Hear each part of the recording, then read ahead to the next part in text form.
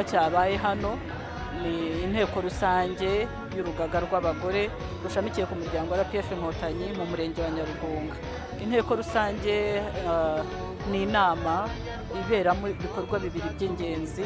Igikorwa cya mbere ni icyo kureba ibyagezweho mu mwaka wabanje, noneho igikorwa cya kabiri kikaba cyo kureba ibyitezwe kugerwaho noneho mu mwaka ukurikiyeho, hakanaberamo umuhango wo kubyemeza.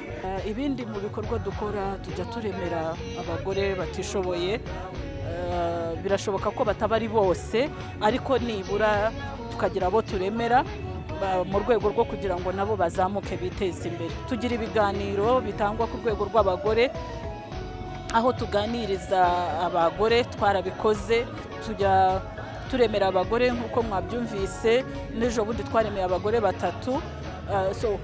Ikindi tujya dukora ni ubukangurambaga ndetse tukagerageza gukangurira abandi bagore batari abanyamuryango kujya mu muryango.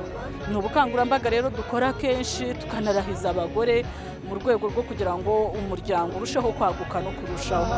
Ni ngombwa mu gihugu jenoside mu Rwanda twese tuyirwanye we.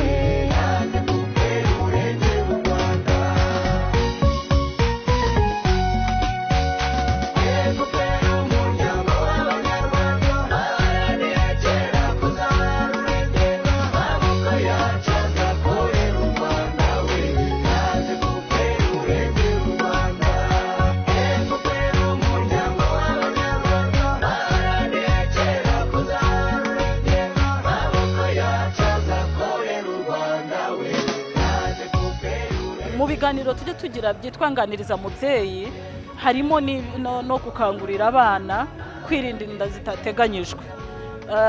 Iyo twasuye ibigo by'amashuri tuba turi kumwe na polisi, mu mafoto ba projet ngira ngo mwabibonye.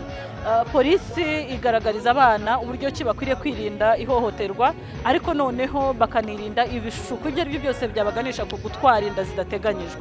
Harimo kandi ko tubakangurira kwirinda ibiyobyabwenge. Ni ikintu duhagazeho cyane, tugerageza gukora ku manywa na nijoro mu rwego rwo kugira ngo abana bacu bakiri batoya tubarinde impamvu iyo ari yo yose.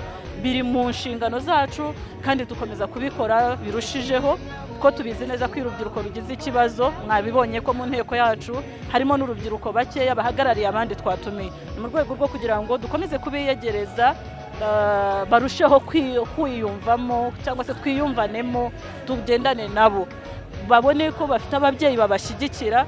Abenshi n'udafite umubyeyi yumve ko hari undi mubyeyi. Turwanye twese igitero ubuhunzi we. Bitewe n'uko bahagaze kandi bemeye kwakira iyi mihigo, ukuri ndabizeye kandi si ubwa mbere kwa Yesu. Jenoside mu Rwanda